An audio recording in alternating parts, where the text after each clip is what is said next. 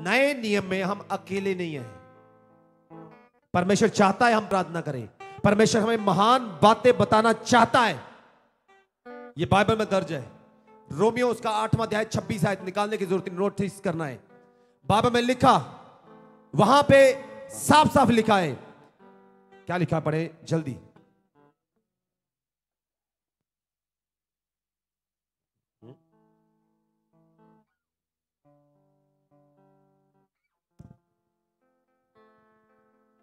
इसी रीति से आत्मा भी हमारी दुर्बलता में सहायता करता है, क्योंकि हम नहीं जानते कि प्रार्थना किस रीति से करना चाहिए, परंतु आत्मा आप ही ऐसी आहें भर भर कर जो बयान से बाहर है हमारे लिए विनती करता है। Hallelujah, hallelujah. बाइबल में लिखा, परमेश्वर का आत्मा हमारी निर्बलताओं में हमारी सहायता करता है कि कैसे प्रार्थना करनी है।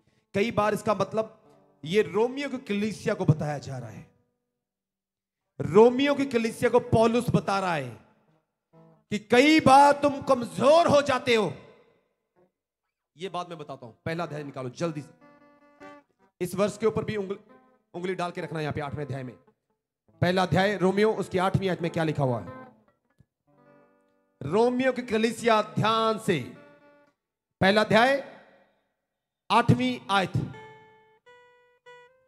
पहले मैं तुम सब के लिए यीशु मसीह के द्वारा अपने परमेश्वर का धन्यवाद करता हूं, क्योंकि तुम्हारे विश्वास की चर्चा सारे जगत में हो रही है। Hallelujah, hallelujah. अब ध्यान से सुने। रोमियो की कलीसिया कोई नॉर्मल कलीसिया नहीं थी। बाइबल में लिखा, पौलुस खत लिखता है रोमियो की कलीसिया को, कहता कि तुम्हारे विश्वास की चर्चा सारी दुनिया में हो रही है। रोमियो की कलीसिया इतनी जबरदस्त थी, विश्वास इतना जबरदस्त था उनका, सब कुछ धमाकेदार तरीके से वहां पे होता था परमेश्वर का काम। सारी दुनिया में वो फेमस थे। हालेलुया। लोग चर्चा करते थे, पता क्या बोलते, और रोमियो दी कलीसिया बारे तुम सुनिया, कलीसिया बड़ी जबरदस्त है गिया, प्रार्थना करते कम नाल ही हो जाता। और तलवंडी दी कलीसिया बारे तुम सुनिया, बड़े जबरदस्त है गया। ऐसी स्टेटमेंट होनी चाहिए। लोग बोले आपको, आपकी सिटी का, आपके गांव का, आपके मोहल्ले का नाम ले। बाइबल में लिखा रोमियो की कलीसिया ऐसी थी, इतना जबरदस्त काम होता था वहां पे। वो प्रार्थना करते थे, इमीडिएटली परमेश्वर काम करता था। ये पौलुस की स्टेटमेंट है। पौलुस लिख रहा है तुम्हारे अंदर जो विश्वास है ना, तुम फेमस हो चुके हो। और 12वीं आयत में क्या लिखा वहां पे, अर्थात यह कि जब मैं तुम्हारे बीच में हूं तो हम उस विश्वास के द्वारा जो मुझ में और तुम में है एक दूसरे से प्रोत्साहन पाएं। हालेलुया। हालेलुया। पौलुस क्या कह रहा है उस कलीसिया को, हालांकि उस कलीसिया की अगुवाई कर रहा है पौलुस। पौलुस भी कहता है कि तुम लोगों के अंदर जो विश्वास है वो बड़ा ही जबरदस्त है, सारी दुनिया में तुम फेमस हो चुके हो। हालेलुया। जितने सो रहे बोलो हालेलुया। शाबाश।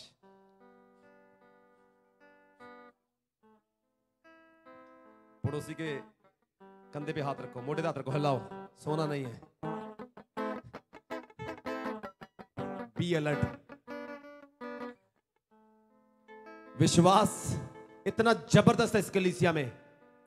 पौलुस कह रहा है, कहता मैं भी जब वहां पे आऊं, मैं आना चाहता हूं कि तुम लोगों के अंदर जो विश्वास है मुझे भी उससे फायदा मिले। हालेलुया। सोचे वो कलीसिया कोई नॉर्मल कलीसिया नहीं थी, लेकिन फिर भी उस कलीसिया में एक कमी थी। वहां पे कुछ ऐसा था जो कलीसिया को पता नहीं था। विश्वास जबरदस्त है, सारी दुनिया में फेमस है, चर्चे हो रहे हैं उनके। पौलुस कहता मैं भी तुम लोगों के बीच में आके फायदा लेना चाहता हूं। तुम्हारे जो अंदर विश्वास है मैं भी हौसला चाहता हूं तुम लोगों से। लेकिन उनके अंदर एक कमी थी। जब जब जब जब उनके जीवन में कोई समस्या आती थी, वो प्रार्थना नहीं करते थे। तभी पौलुस कहता है डोंट वरी, समस्याएं आएंगी लेकिन डोंट वरी, घबराना नहीं है। परमेश्वर का आत्मा तुम्हारे संग संग मिल के प्रार्थना करने के लिए रेडी है। हालेलुया। कहते परेशान नहीं होना, समस्याएं आएंगी। आप में से बहुत से लोग कह सकते हैं बड़ा अच्छा चल रहा था मसीह में, मैं पता नहीं समस्या आ गई, सब कुछ उथल पुथल हो गया है। रोमियो की कलीसिया में भी ऐसा ही था, डोंट वरी, ये कोई नई बात नहीं है, ये रोमियो की कलीसिया के साथ भी हुआ। ऐसी कलीसिया जिस कलीसिया का विश्वास बड़ा जबरदस्त है, सारी दुनिया में वो फेमस है। कैसे फेमस हुए होंगे, कैसे फेमस हुए होंगे रोमियो की कलीसिया वाले? फेसबुक नहीं थी वो, वहां पे फेसबुक नहीं है, कोई फोन नहीं है, कोई व्हाट्सएप नहीं है। सोचो, आज तो एक क्लिक मारो दुनिया के दूसरे कोने में पहुंच जाते हैं हम, तब ऐसा नहीं था। सोचो, वो इतने जबरदस्त लोग थे, इतना विश्वास जबरदस्त था, सारी दुनिया में वो फेमस थे। पौलुस कहता, मैं भी तुम्हारे साथ संगति करके तुमसे फायदा लेना चाहता हूं, लेकिन उनके बीच में एक बात थी, जब जब समस्या को देखते थे वो प्रार्थना नहीं करते थे अच्छे से। पौलुस ने कहा, डोंट वरी, जब जब तुम वीक होते हो, परमेश्वर का आत्मा तुम्हारी अगुवाई करेगा प्रार्थना करने के लिए। तुम रो रो के प्रार्थना करते हो, डोंट वरी, जब तुम रोते हो, बाइबल में लिखा, परमेश्वर का आत्मा भी तुम्हारे लिए रो रो के प्रार्थना करता है। हालेलुया। दोबारा पढ़ो, क्या 26 में लिखा, ध्यान से पढ़ो जल्दी। इसी रीति से आत्मा भी हमारी दुर्बलता में सहायता करता है। बाइबल में लिखा, वो सहायता करता है जब हम वीक होते हैं, पवित्र आत्मा हमारी मदद करता है। लेकिन आप में से बहुत से लोग कह सकते हैं कि हमारी तो किसी ने मदद नहीं की, लेकिन मैं आपको बताना चाहता हूं, पवित्र आत्मा मदद करता है, करना चाहता है, लेकिन आप अपनी जुबान से क्या बोल रहे हो। यही चीज परमेश्वर ने बोली थी, यिर्मयाह तू समस्या में है, लेकिन तुझे प्रॉब्लम नहीं बोलनी, तुझे प्रार्थना करनी है। पवित्र आत्मा सबकी मदद करना चाहता है, आपके संग संग मिलकर वो प्रार्थना करना चाहता है। हाँ जी, आगे। क्योंकि हम नहीं जानते कि प्रार्थना किस रीति से करना कई बार समस्या इतनी बड़ी हो जाती है, समस्या से ऐसे घिर जाते हैं, हमें पता ही नहीं चलता प्रार्थना कैसे करनी है जी।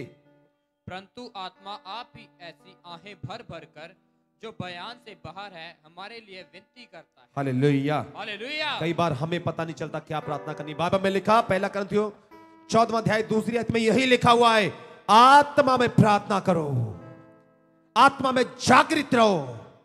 हालेलुया। बाइबल में लिखा, रोमियो की कलीसिया बड़ी जबरदस्त है।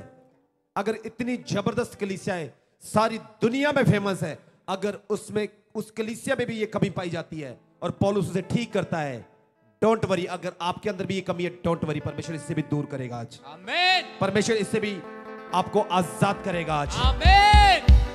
Hallelujah, hallelujah. एक बात याद रखें, कठिन कठिन बातें, महान बातें पहले से आपको पता होनी चाहिए। यीशु मसीह को पता था लाजर मरेगा, उसे कब्र में रखा जाएगा, वो गल जाएगा, वो सड़ जाएगा, ये आम बात है। कठिन क्या है उसे जिंदा करना, यीशु मसीह को पहले से पता था। और बाइबल में लिखा, यीशु मसीह लाजर के घर से कुछ किलोमीटर दूर है। बाइबल में लिखा, जानबूझ के यीशु मसीह वहीं पे ठहर गए, कहते 2 दिन और रुक के जाएंगे, अभी नहीं जाएंगे। और जब यीशु मसीह वहां पे पहुंचते हैं, बाइबल में लिखा 4 दिन हो चुके लाजर को कब्र में रखे हुए। बाइबल में लिखा, यीशु मसीह वहां पे जाके रोए। हालेलुया। यीशु मसीह रोए वहां पे जाके, क्यों? क्या यह कठिन काम मुझसे नहीं होगा, यह मुर्दा जिंदा नहीं होगा, इसलिए नहीं। मरियम और मार्था रो रही है, उन्हें देखकर प्रभु यीशु मसीह रोने लगे। और बाइबल में लिखा, यीशु मसीह ने प्रार्थना की, सिंपल प्रेयर, मेरे परमेश्वर मैं धन्यवाद करता हूं कि तू मेरी सारी प्रार्थनाओं को सुनता है। और लाजर को आवाज दी, लाजर बाहर निकला और लाजर जिंदा हो गया। ये वो कठिन और महान बातें हैं जो चाहता है कि परमेश्वर आप भी अपने जीवन में करो। आमीन। इस काम के लिए आप बुलाए गए हो, आमीन। यही आपकी बुलाहट है, आमीन। यही आपकी कॉलिंग है। आमीन। और परमेश्वर चाहता है ऐसे ऐसे काम आप करो, आमीन। तभी तो वो कठिन बातें आपको बताना चाहता है। आमीन। लेकिन अगर आप कठिन बातों को सुनने के लिए रेडी नहीं है, परमेश्वर कभी भी आपको बताएगा नहीं, कभी भी परमेश्वर आपको बताएगा नहीं। यीशु मसीह को पता होता था कल इन बीमारियों वाले लोग आएंगे, दुष्ट आत्माओं से भरे हुए लोग आएंगे, मुझे कैसे डील करना है। तब भी तो यीशु मसीह प्रार्थना करते थे, वो नींद नहीं देखते थे। मैं थका हुआ हूं, नींद आ रही है, भूख लगी है, कोई परवाह नहीं है। कपड़े प्रेस करने, पोछे मारने, रोटी बनानी, ये हमारी प्रॉब्लम है। यीशु मसीह के सामने भी ऐसे हालात है। यीशु मसीह का नो, मुझे प्रार्थना करनी है। और बाइबल में लिखा, जब जब पहाड़ पर यीशु मसीह जाते हैं, जब जब नीचे आते हैं पहाड़ से, धमाके करते हैं यीशु मसीह। धमाके होते हैं। और बाइबल में लिखा पहाड़ पे यीशु मसीह प्रार्थना करने के लिए गए, नीचे उतरे, चेलों को घेरा हुआ है लोगों ने, और यीशु मसीह के पास आके बोलते तेरे चेलों से ये काम नहीं हो रहा, एक दुष्ट आत्मा नहीं निकल रही। हालेलुया। यीशु मसीह ने कहा ये दुष्ट आत्मा कुछ ऐसी है जो बिना प्रार्थना के नहीं जाती। आपके जीवनों में भी कुछ समस्याएं हैं जो बिना प्रार्थना के नहीं जाएंगी, और ये प्रार्थना आपको करनी होगी।